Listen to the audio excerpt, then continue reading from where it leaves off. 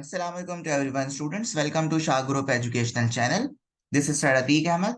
So, students, class matric computer पे बात चल रही है और क्लास मैट्रिक कंप्यूटर में चैप्टर नंबर 4 हमारा कंटिन्यू है कंट्रोल स्ट्रक्चर। ठीक है। अच्छा, कंट्रोल स्ट्रक्चर में हमने प्रीवियस लेक्चर में जो बेसिकली कंट्रोल स्ट्रक्चर की डेफिनेशन देखी, उसके बाद सिलेक्शन, डिसीजन मेकिंग स्ट्रक्चर में हमने इफ स्टेटमेंट और नेस्टेड इफ स्टेटमेंट के बारे में पढ़ा। तो स्टूडेंट, आज की क्लास का ओवरव्यू लेते हैं कि आज की क्लास में हम कौन सा टॉपिक कवर करने वाले हैं। आइए जरा देखें स्टूडेंट्स। तो बच्चों देखें, कैटेगरी हमारी यही है, selection and decision making structure हमारी कैटेगरी चल रही है। सही है। इसमें बेसिकली आज की क्लास में जो हम टॉपिक डिस्कस करने वाले हैं वो हमारे पास है इफ एल्स स्टेटमेंट और इफ एल्स इफ स्टेटमेंट। ठीक है। तो ये दोनों टॉपिक हम जो है वो डिस्कस करने वाले हैं आज की क्लास में। दोनों मिलते जुलते टॉपिक है। ठीक है। और इसी टॉपिक से रिलेटेड आपके पास कुछ एमसीक्यूज होंगे और लॉन्ग क्वेश्चन आंसर के लिहाज से कौन कौन से आ सकते हैं सवाल, हम वो भी देख लेंगे। तो आइए बेटा हम अपना टॉपिक जो है वो शुरू करते हैं। तो बेटा इफ एल्स स्टेटमेंट, देखिए इफ एल्स स्टेटमेंट को मैं कनेक्ट करूंगा अपने इफ स्टेटमेंट से। आपने प्रीवियस लेक्चर में पढ़ा इफ स्टेटमेंट। तो इफ स्टेटमेंट में क्या होता था कि अगर आपके पास इफ की कंडीशन ट्रू है तो बेसिकली इफ ब्लॉक के अंदर जो भी होता था वो ट्रू हो जाता था, लेकिन जैसे कंडीशन फॉल्स वो इफ ब्लॉक के बाहर हो जाता था। तो बेसिकली यहां पे क्या होने वाला है इफ एल्स स्टेटमेंट में, मैं सबसे पहले आपको इसका स्ट्रक्चर दिखाता हूं, उसके बाद थ्योरेटिकल बात करेंगे।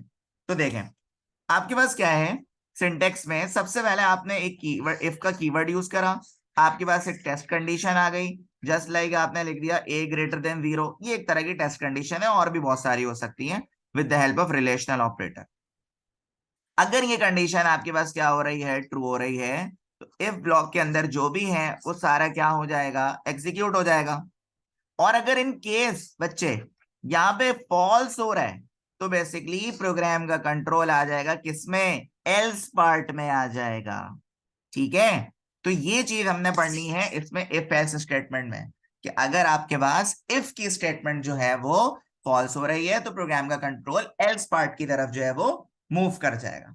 सही है। यही चीज हमारे पास थ्योरेटिकल वे में लिखी हुई है। आइए हम इसको थोड़ा सा पढ़ लें।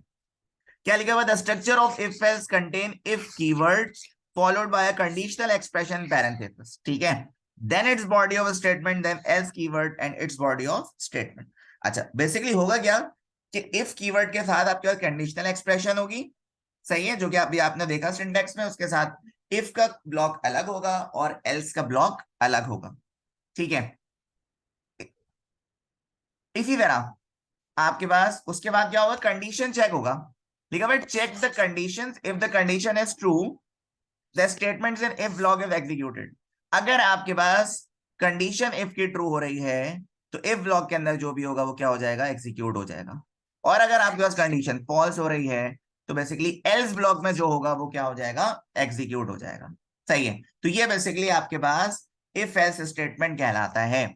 इसको हम फ्लो चार्ट के जरिए भी जो है स्टूडेंट्स पे हम बात कर लेते हैं।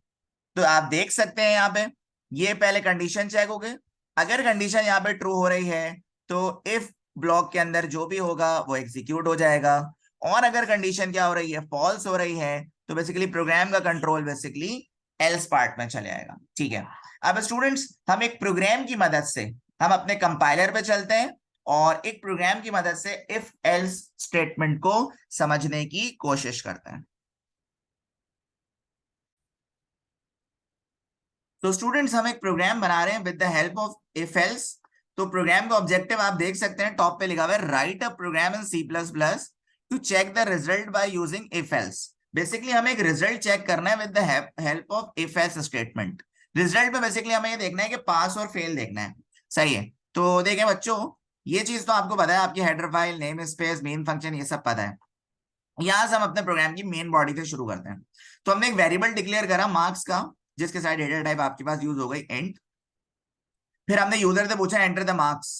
यूजर ने मार्क्स एंटर करे, जो भी वो मार्क्स के वेरिएबल में क्या हो जाएगा, स्टोर हो जाएगा। फिर हमने लगाई बेटा कंडीशन। हमने कंडीशन क्या लगाई, if marks greater than equal to 60। अगर एंटर किए हुए मार्क्स 60 या 60 से ज्यादा है तो सी आउट के अंदर जो भी है वो क्या हो जाएगा, एग्जीक्यूट यानी पास हो जाएगा। और अगर इनकेस मार्क्स कम होते हैं तो प्रोग्राम का कंट्रोल इफ ब्लॉक से निकलकर कहाँ आ जाएगा, एल्स पार्ट में आ जाएगा, और एल्स में जो कुछ है वो क्या हो जाएगा, एग्जीक्यूट हो जाएगा। आइए स्टूडेंट इस प्रोग्राम को हम बेसिकली कंपाइल एंड रन करके चेक कर लें। तो बच्चों क्या आ रहा है आपके पास, एंटर द मार्क्स। मिसाल के तौर पे स्टूडेंट मार्क्स लिखते हैं आप 34, तो एंटर करा तो आपके पास क्या लिखा हुआ आ रहा है, फेल, क्योंकि आपके मार्क्स 60 से कम थे। तो बेसिकली आपके मार्क्स 60 या 60 से ज्यादा होना चाहिए, तो तब आपके पास आता है पास। इसी तरह एक और दफा हम इसको रन करते हैं, तो जैसे मैंने यहाँ पे मार्क्स लिखे 71, तो देखो बेटा मेरे पास मैसेज क्या आ रहा है, पास। तो बेसिकली स्टूडेंट ये आपके पास था इफ एल्स स्टेटमेंट, ठीक है। आइए स्टूडेंट हम दोबारा अपने पावर पॉइंट की स्लाइड पे चलें और हम वहां पे एल्स इफ स्टेटमेंट को समझते हैं। एल्स इफ स्टेटमेंट स्टूडेंट कौन सा है जरा देखें। It is used when there are many options and only one block of statement should be executed on the basis of a condition. देखें, अगर आपसे कोई ये पूछता है कि बेटा एल्स इफ और इफ एल्स में क्या बेसिक डिफरेंस है, तो आप ये बता सकते हैं कि इफ एल्स में क्या होता है, बेसिकली आपके पास एक ही ऑप्शन होता है, यस और नो। लेकिन आपके पास अगर हम मैं एल्स इफ की बात करूं, जिसे हम इफ एल्स इफ भी कहते हैं, तो इसमें आपके पास बहुत सारे ऑप्शंस जो है वो मौजूद होते हैं। अगर आप इसका सिंटेक्स, इसका स्ट्रक्चर देखें तो आपको बात बहुत आसानी से मेरी समझ आ जाए। तो आपके पास पहला लिखा हुआ है इफ कंडीशन वन, अगर कंडीशन वन ट्रू है तो block of statement one execute हो जाएगा। फिर अगर ये फॉल्स हो गया तो फिर प्रोग्राम का कंट्रोल आ जाएगा एल्स इफ दूसरे वाले पे। दूसरी कंडीशन अगर ट्रू है तो ये एग्जीक्यूट हो जाएगा, लेकिन अगर इनकेस ये भी फॉल्स है तो फिर तीसरे पे। तो ये चलता रहेगा इस तरह, ये क्या होगा, चलता रहेगा इस तरह। तो बेसिकली एल्सिफ में आपके पास या इफ एल्सिफ में बहुत सारे ऑप्शंस जो है वो क्या होते हैं, मौजूद होते हैं। तो यहाँ पे ये लिखा हुआ है the condition one is evaluated and the first block of statement is executed if the condition one is true. अगर आपके पास कंडीशन वन इवैल्यूएट होगी, पहले चेक होगी, कंडीशन वन अगर ट्रू होगी तो कंडीशन वन के अंदर जो भी स्टेटमेंट है वो क्या हो जाएगी, एग्जीक्यूट हो जाएगी, ठीक है। इसी तरह the condition two is evaluated if the condition one is false. Condition one जब फॉल्स होगी जब ही कंडीशन टू जो है वो एग्जीक्यूट की जाएगी, ठीक है। तो इसी तरह ये मामला जो है वो आपका चलता रहेगा। लेकिन स्टूडेंट्स एक बात याद रखनी है, the block of statements after the last else is executed if all the conditions are false. इसका मतलब क्या है स्टूडेंट, मैं आपको समझाता हूं प्रोग्राम एग्जाम्पल पे, बहुत ध्यान से सुनिएगा जरा इस एग्जाम्पल को। बेसिकली आप एक प्रोग्राम बना रहे हो बच्चों on the basis of marks, और उस वो प्रोग्राम बेसिकली ग्रेड बताना है, क्या बताना है, ग्रेड, सही है। तो हम यहाँ पे अपने मेन फंक्शन से आ जाते हैं। आपने मार्क्स का वेरिएबल ले लिया, यूजर से पूछा, और वो मार्क्स के वेरिएबल में वैल्यू स्टोर हो गई जो आपने यूजर से पूछी। अब पहली कंडीशन देखें, if marks greater than equal to 80, तो आपके पास क्या लिखा हुआ आ जाएगा, ग्रेड इज A1, सही है, ग्रेड क्या लिखा हुआ आ जाएगा, A1 लिखा हुआ आ जाएगा। लेकिन अगर ऐसा नहीं होता फिर आप लिखोगे एल्स इफ, फिर लिखोगे marks greater than equal to 70, तो फिर क्या लिखा हुआ आ जाएगा, ग्रेड इज A। लेकिन अगर ऐसा भी नहीं होता, अगर ऐसा भी नहीं होता फिर क्या होगा, marks greater than equal to 60। तो इस तरह चलते चलते चलते चलते जितनी चाहे आप कंडीशन, जितने चाहे आप ऑप्शंस दे दें, लेकिन जो लास्ट आपके पास होगा, मगर अगर किसी के 50 से भी कम मार्क्स हैं तो वो प्रोग्राम का कंट्रोल किस पे आ जाएगा, एल्स पार्ट में आ जाएगा। और इसमें आप कोई भी स्टेटमेंट लिख सकते हो, जैसे यहाँ पे लिखा हुआ है फेल, ठीक है स्टूडेंट्स। तो ये आपके पास एल्स इफ स्टेटमेंट है जिसमें आपके पास बहुत सारे। सो स्टूडेंट ग्रेडिंग सिस्टम की जो एग्जांपल हमने देखी है ना बच्चों, उस एग्जांपल को जरा हम प्रैक्टिकल इंप्लीमेंटेशन करके चेक कर लेते हैं। तो देखो बच्चों, हमने यूजर से मार्क्स पूछे, मार्क्स आ गए, तो पहले मैंने पहली कंडीशन में क्या लिखा, marks greater than equal to 80, तो आपके पास क्या आ जाएगा, ग्रेड ए। ये देखो कर्ली ब्रेसेस के साथ चल रहा है मामला। फिर आपने लिखा एल्स इफ, फिर लिखा marks greater than equal to 70, तो ये आ गया ग्रेड इज ए। फिर 60 फिर बी, फिर 40 पे सी, फिर 50 पे सी, 40 पे डी। उसके बाद हमने कहा भाई इससे कम अगर किसी के मार्क्स आते हैं तो वो एल्स पार्ट में आ जाएगा, जिसमें क्या लिखा हुआ आ जाएगा, फेल। हम चाहें तो चेक करते हैं। तो सब पूछ रहे हैं enter your marks. Let suppose मैंने लिखा यहाँ पे 81, तो 81 पे ग्रेड मैंने क्या रखा था स्टूडेंट्स, A1 ग्रेड, तो मेरे पास क्या आ रहा है, A1 ग्रेड आ रहा है। इसी तरह मैं दोबारा करता हूँ और जस्ट लाइक लिखता हूँ 23, तो बच्चों 23 पे तो फेल आना चाहिए ना, तो मेरे पास फेल आ रहा है। तो बेटा ये आपके पास था एल्स इफ, ठीक है, जिसे हम इफ एल्स इफ भी कहते हैं। अब हम इन्हीं दोनों टॉपिक से रिलेटेड जो है वो कुछ एमसीक्यूज परफॉर्म करते हैं। एमसीक्यूज नंबर 1 आपको क्या कह रहे हैं, using else is dash with if statement. If statement के साथ एल्स लगाना क्या है, प्रोहिबिटेड, एडवाइस, कंपलसरी, ऑप्शनल। तो बेसिकली ये आपके पास ऑप्शनल है, सही है। एल्स के साथ इफ के साथ एल्स लगाना ऑप्शनल है, अगर आप नहीं भी लगाते तो इफ स्टेटमेंट में तो काउंट किया जाएगा ही। इसी तरह कह रहे हैं if else and switch are which type of control structure. If else और स्विच आपके पास कौन सी टाइप के कंट्रोल स्ट्रक्चर है बेटा? मैंने आपको बताया था कंट्रोल स्ट्रक्चर तीन तरह के होते हैं, एक होता है सिलेक्शन एंड डिसीजन मेकिंग, एक होता है आइट्रेशन, एक होता है जंप। तो बच्चों आपके पास ये बेसिकली किस में आएगा? Selection and decision making structure में आएगा। इसी तरह कह रहे हैं which of the following delimiters, delimiters कहते हैं ब्रैकेट्स, ये are use to create block of statement. तो बेसिकली आपके पास ये कर्ली ब्रेसेस हैं ब्लॉक ऑफ स्टेटमेंट के लिए। Which of the following valid section selection structure keyword. तो बेटा वैलिड सिलेक्शन स्ट्रक्चर में आपके पास होगा ऑप्शन डी, क्योंकि स्मॉल आई और स्मॉल एफ होना चाहिए।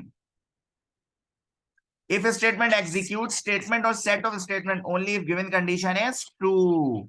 If statement के अंदर जो है तभी एग्जीक्यूट होगा जब उसकी कंडीशन क्या होगी?